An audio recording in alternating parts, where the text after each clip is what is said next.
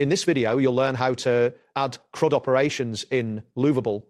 This process involves several straightforward steps, guiding you through the necessary actions to successfully implement CRUD functionalities within your project. Begin by navigating to the Lovable platform.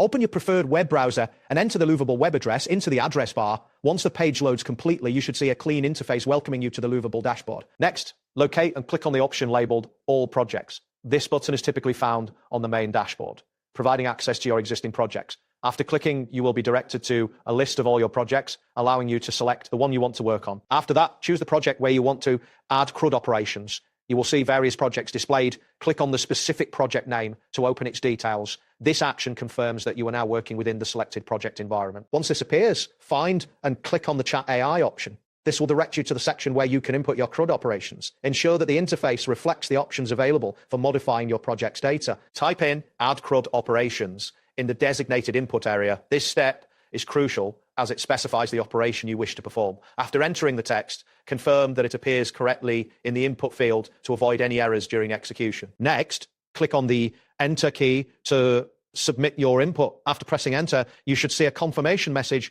or an update in the interface indicating that your CRUD operations have been initiated successfully. Now, proceed to click on Reviewing CRUD Operation Scope and Data Models. This link will take you to a detailed overview of the CRUD operations you are about to implement. Familiarize yourself with the options and settings presented here to ensure clarity in your upcoming actions. Click on Evaluating CRUD Repository Integration to finalize the setup. This step will allow you to assess how your CRUD operations integrate with existing data models.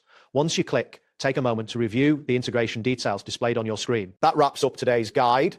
Thanks for watching and catch you in the next tutorial.